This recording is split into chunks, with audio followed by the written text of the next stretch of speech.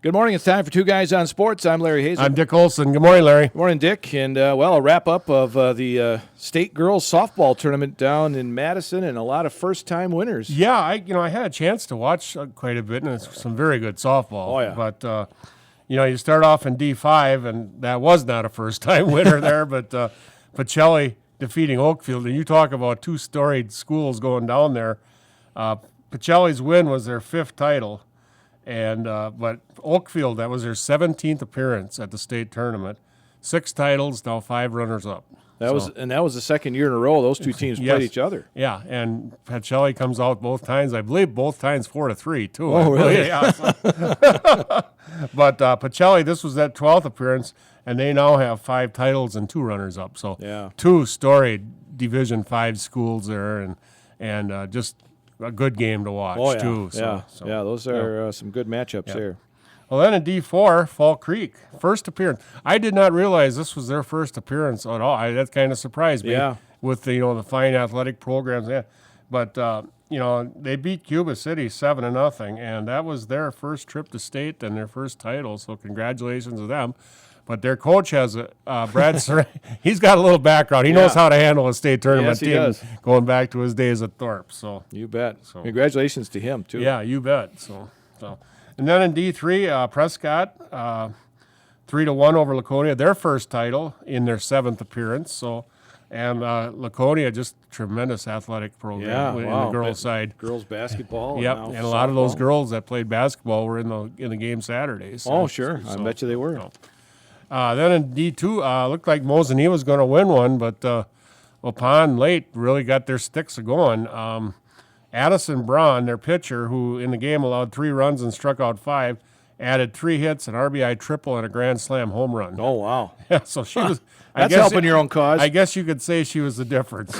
And that was Waupun's first title in their 3rd appearance. And then in D1, Kenosha Bradford defeats Milton 9-3, and Kenosha Bradford's first title in their 6th appearance. And I guess, Larry, Milton can take home the idea they stopped the 108-game winning streak of Kaukauna, though, in the semifinals. So yeah, that had to be some kind of a game there. Yeah, I would have loved to see that one. Yeah. So because Kaukauna has been unbeatable. Yeah, and I believe Milton scored 3 runs in the top of the 7th to take a 5-3 lead. So okay, so good for them. But ran into a pretty good Kenosha Bradford team in the semifinals. So in the finals, excuse me. So. All right, so there you go. 48th girls state softball tournament in the books. 4 of the 5 divisions had first-time winners. So that always gives you the hope if you're a team sitting at home that hey, you bet it can always happen. You never know. Yeah, but then you look at another standpoint. Pacelli winning back-to-back titles. They had 1 senior in their lineup, Larry. So. That's a little deflating to the other D5 programs. So.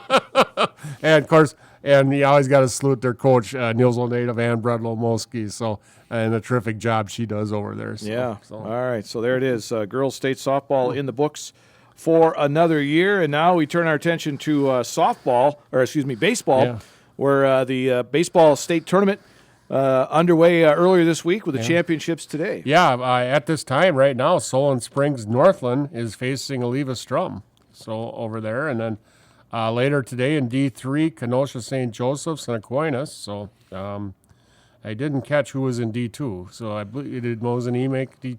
D2 Mosinee did get beat. Okay. No, they didn't. They won earlier today. They beat La Crosse Logan. Yep. So earlier yesterday, they won. So so had a little local flavor there anyway. So yeah, but, well, there wasn't much down there to begin with as far as local teams. Just not a great year for local, and you felt you had good programs all over the place. And you got to hand it to Oliva Strum. They were a 5 seed, and they went through a pretty good gauntlet to get there.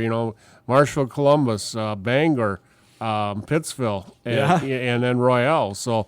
Pretty good job by Oliva Strum, a very senior-oriented team that was a sectional runner-up last year, and they have a pitching staff of 3 kids. I believe all 3 kids are going to the next level to play baseball. Wow, that helps. So Carter Gunderson, their ace, is going a community college in Iowa. So pretty good program they've got going over there. So. Yeah, Mosinee did move on, and it was now I can't remember who it was. Was it Kettle Moraine? Kettle Moraine that beat Lutheran. Edgewood. Kettle Moraine Lutheran, I believe it was. Yeah, yes. I think it was Edgewood though that beat Kettle Moraine Lutheran. That's what All it right. was. Yep. So, So Edgewood will take on Mosinee in the Division II championship.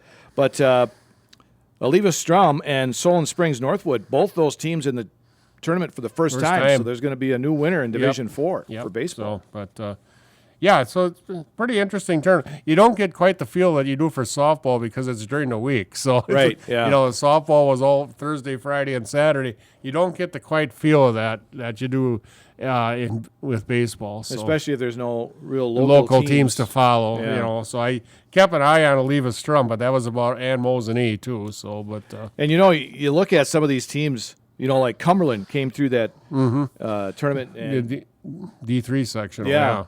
And Aquinas just shut them out. Yeah. You know, and we don't, you know, you talk about Aquinas sports, you know, they got outstanding wrestling, outstanding football. Their baseball program has just been tremendous for many years now. Nilsville ran into them a few times. You betcha. Yep. Sectionals. So, yeah, good program down there. And a couple of state titles in their pocket already. So yeah, they have Kenosha St. Joseph in the championship game. And Kenosha St. Joseph's tremendous team also. So yeah, you know, in baseball you do see a lot of repeat names. I mean, Johnson Creek, even though they got shut out, but you know, Kenosha St. Joseph's, they're riding a pretty good wave. They had an excellent basketball team also this year, and now they're riding. You can almost guess pretty same athletes. You know, and of course, you know, we talked about Marshall Columbus all season, but Oliva Strum, same boat. A lot of three-sport athletes there for Oliva Strum. So.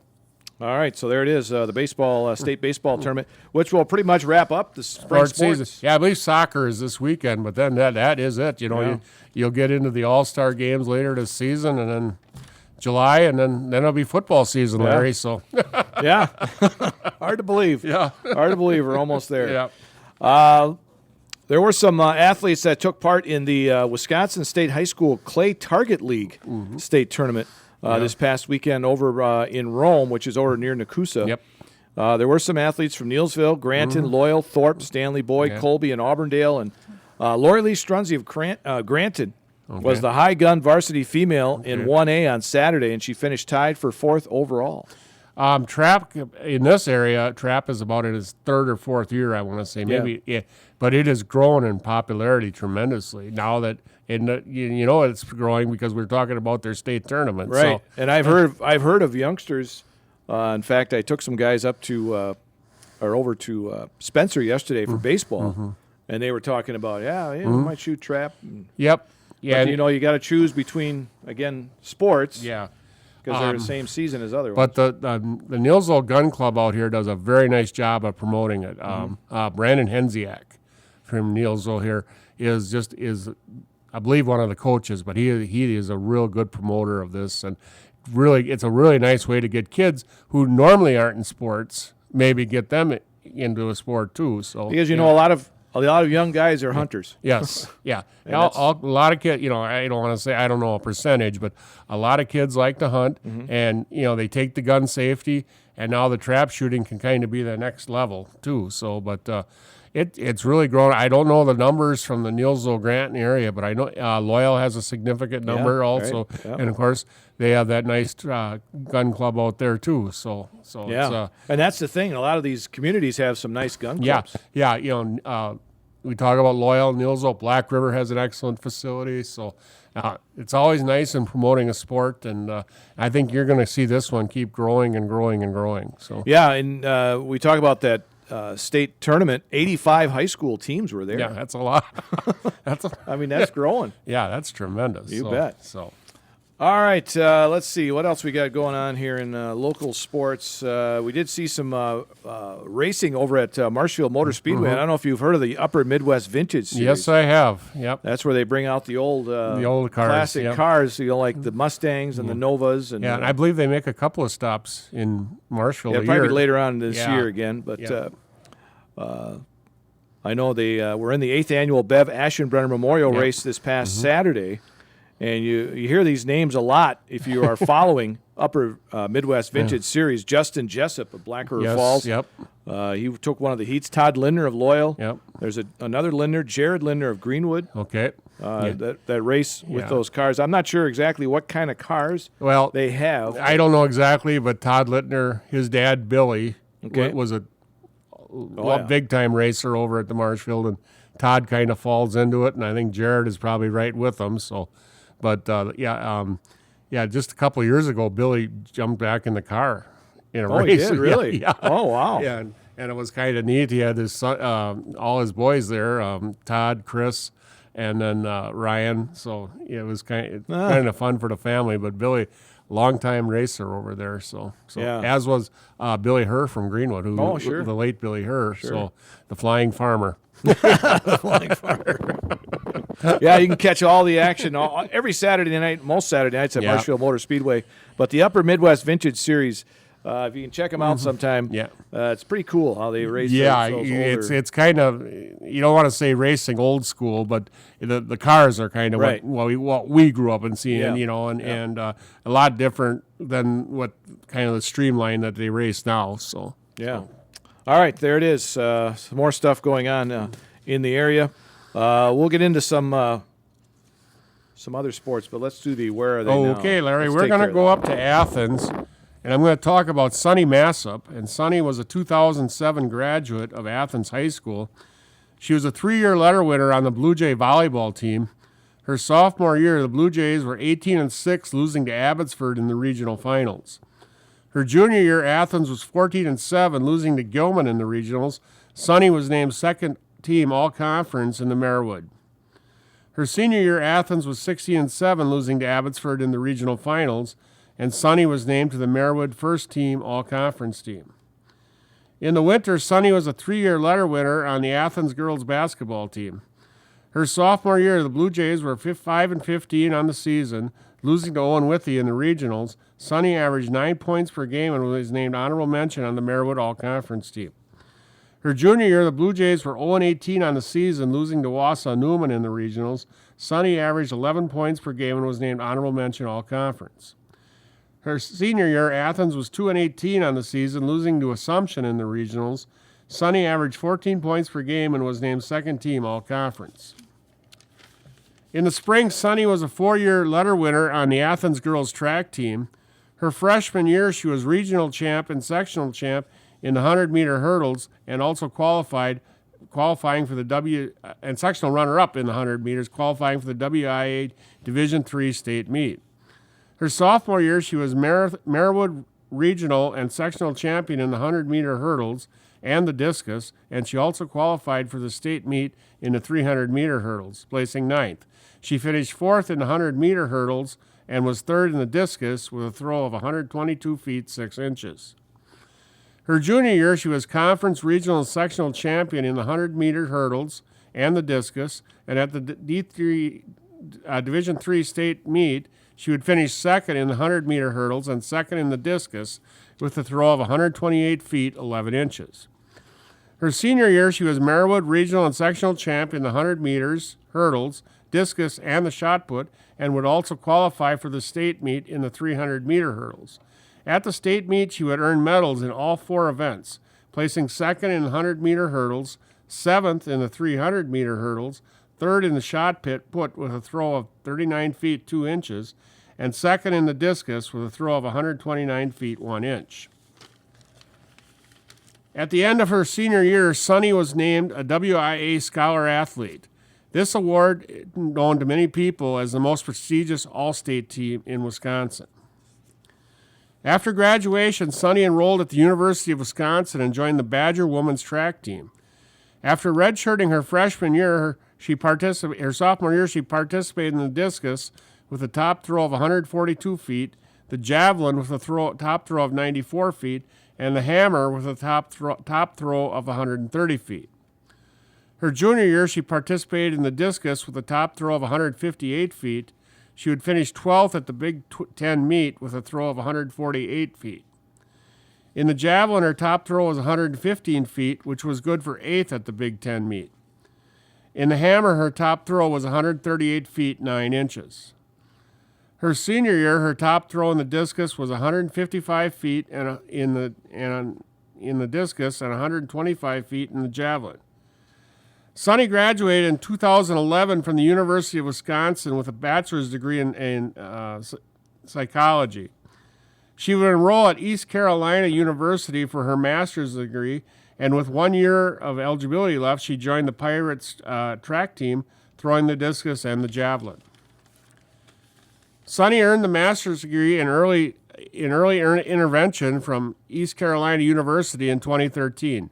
In 2017, she would earn a master's degree from UW Stout in mental health counseling. Today, Sonny is a mental health therapist with Franklin Therapy in the Twin Cities. Sonny Massop Myers and her husband Mason reside in Minnetonka, Minnesota, Larry. All right. Yeah.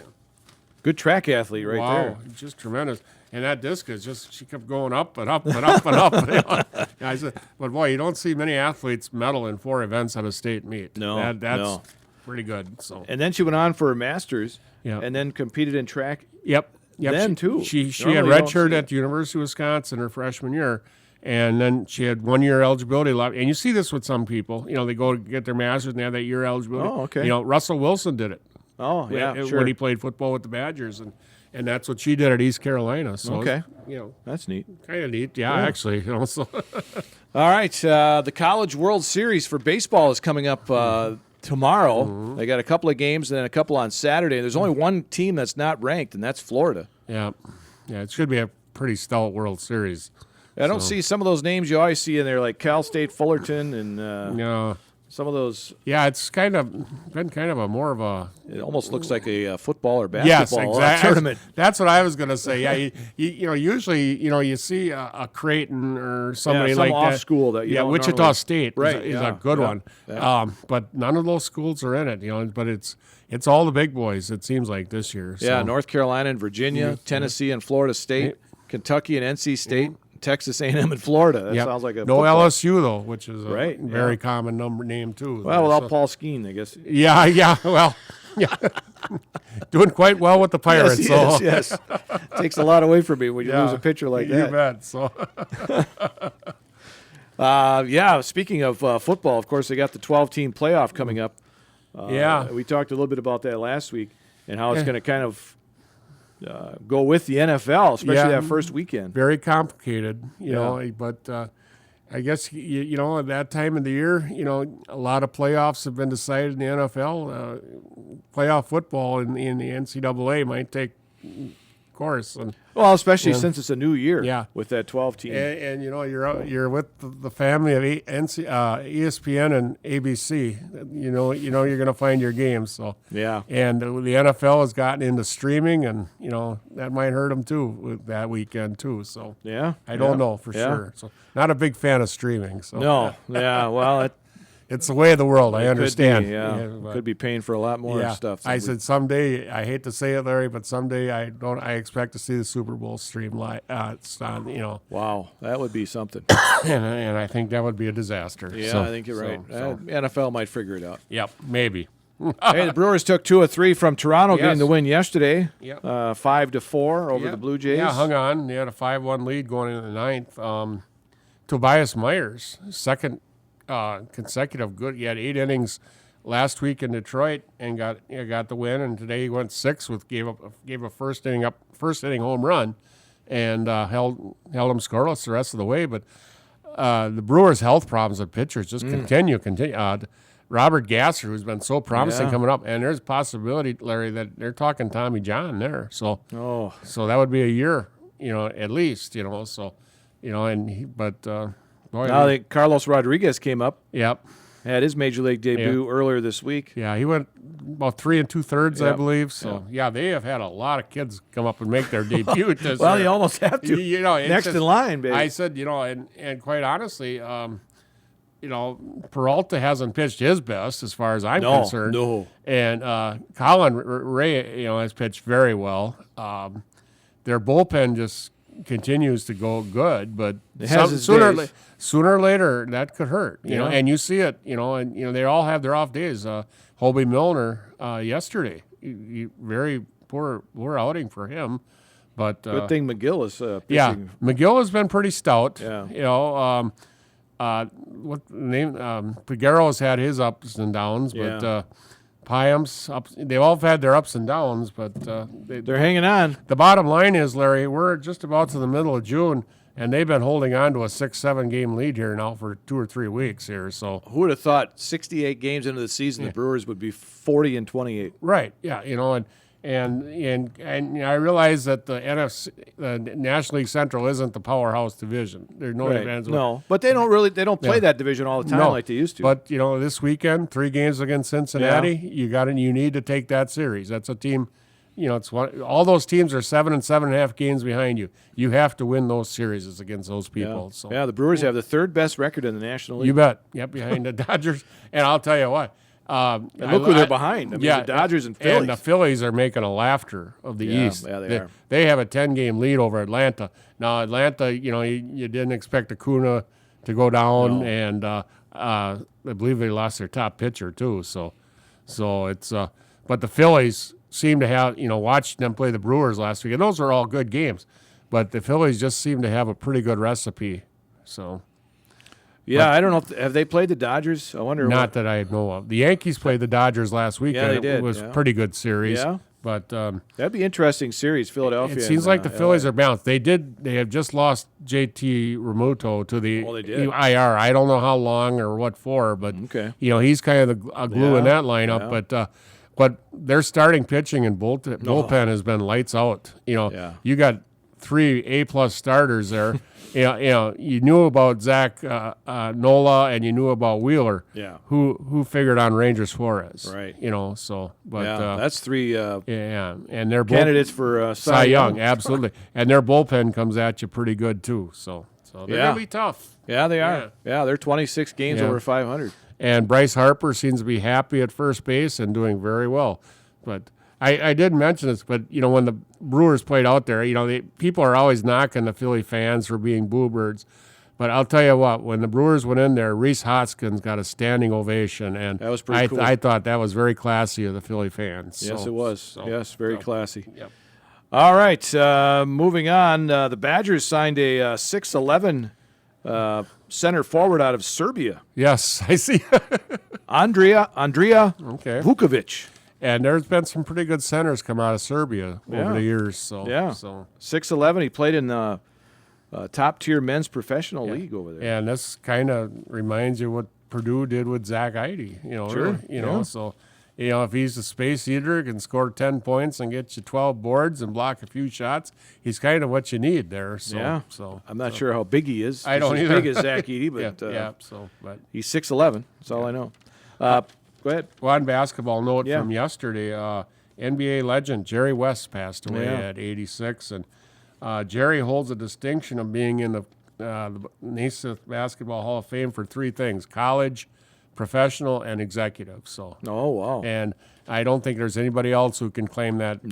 Claim that, Larry. So. No, he was in the All-Star game all 14 of his NBA seasons. Yeah, and if you look at the NBA logo, he is the guy that posed for it. That is his likeness. That's his silhouette. Yeah. Yep. So. Took the Lakers to the finals 9 times. Yeah, didn't win too many though. No, they had some competition. Yeah, back in the day. they always they were the victims of the Boston Celtic dynasty in the '60s. Yeah. But they did pull one out in '72. So they got one. Yeah. 124th U.S. Open is going on at Pinehurst No. 2 in North Carolina, and boy, the pictures and some of the videos I've seen, they're making that course tough. I'll tell you what, the USGA goes all out for the U.S. Open. Did you see what they did? They ripped up all the rough. Yeah. And it's sand and just like scrub grass. Yeah, it just seems like the more sand they can put out there, the happier they are. It just seems like it's going to be interesting if you get off the fairway. Yeah, you are in big trouble. Yeah. I said, to me, it looked more like a British Open course. Sure. Than anything, So yeah. But I'm sure it's going to be somebody that we don't talk about. Will probably that's win usually this what thing. happens. But Scotty Scheffler is the favorite at 11-4, and then you've got Xander Schauffele and Rory McIlroy both at 10-1. Morikawa 14-1. DeChambeau's at 10-1. Wyndham Clark is the defending champion. I think he's 15-1. John Rahm, who I think with this course will be very tough. Unfortunately, he dropped out. Oh, he did. Okay. Yes, he had an infection in his foot. Okay. He So would have been a he's- 25 to 1, and it would have been a good bet there. Yeah, so. yeah. But, I'm not sure if this is a long course or I don't know. Another narrow. name I would watch out is for Victor Hovland, too. He probably seems to okay. play that well, too. So, but I'm sure it's going to be somebody we never heard of. So That's usually what happens. Yeah, Lately absolutely. anyway, especially for the U.S. Open. I don't know why, but yeah, it seems like the U.S. Open is just marked for an underdog, I guess. Yeah. I guess that's the best way to put it. So. I mean, back in the day, there were a few Yeah. guys that won it consecutively, but not lately. The 2024 women's U.S. women's Olympic basketball team was announced this week, Larry. Yeah. Of course, a lot of people think Caitlin Clark should be on the team, but she's not. Well, and my thought on that is, do they need her? No. I don't mean, the only reason that she would be on there is just for her name Right. and And popularity. let's say 30 years ago, she would have been on the team. Right. But now they use pro players. And the U.S. is going for their 8th consecutive gold medal. So they're not messing things up here. Right, right. You know, but one thing that shocked me when I read this, and I realized time flies fast, I did not realize that Diana Taurasi is 42 years old. yeah. It just seems like yesterday I know. she was playing for UConn. Right. And this is her 6th Olympics. Yeah. So her and Brittany Griner and Brianna Stewart, Kelsey Plum, Jewel Lloyds, Sabrina Ianson, Chelsea Gray, a couple others, but going for their 8th consecutive gold medal. That is awesome. So, Yeah. So That's a dynasty. you bet. Packers held their final minicamp practice yesterday. They got kind of a team building activity today, and then off until training camp. Yep. And July 22nd. They announced Family Fun Night is, I believe, August 3rd. 3rd. Yep. So August 3rd. So- Tickets go on sale June 26th. yeah, and everything is through Ticketmaster. Yep. We have to go on Ticketmaster. Yep. So. And everybody has to have a ticket. Yes. No matter how old. Yeah, yep, absolutely. Yeah, because that's a big thing. A lot of people can get tickets for that and take their kids. Because it is fairly not pricey, you know. $10. $10, which is nice. The kids get to see the stadium, whatever, but everybody still has to have a Yeah, ticket. so. everybody's got to have a ticket. And the big, I guess, the big news for the Packers heading into training camp is, are they going to sign Jordan Love before Yeah. that happens? Read yesterday where he feels he's optimistic it's going to get done. Okay. So we'll see. You know, Is he going to be a $50 million man? You think? Well, I don't know about that. I think you see a middle of the pack on his first contract. I don't know. You know. Yeah. You know, boy, I'll tell you what, that'd be, and I think he played great last year, but I Boy, think give him that'd that big of a contract that'd for be 1 year. That'd be a stretch. Yeah. You know, because he was great last year. I think you give him a 4 or 5 year deal at some pretty good money and see what happens and see if he really is your franchise.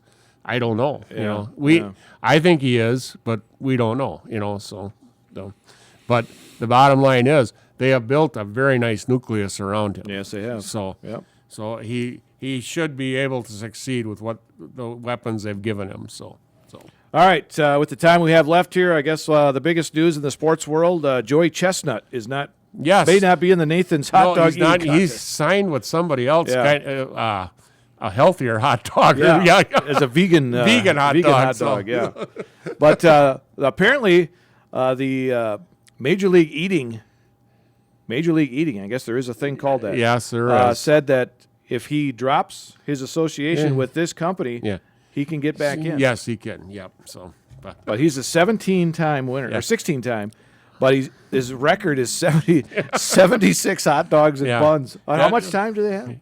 That's like, isn't it like 10 minutes? Yeah, or something? that's what I was It gonna is say, 10 10 minutes.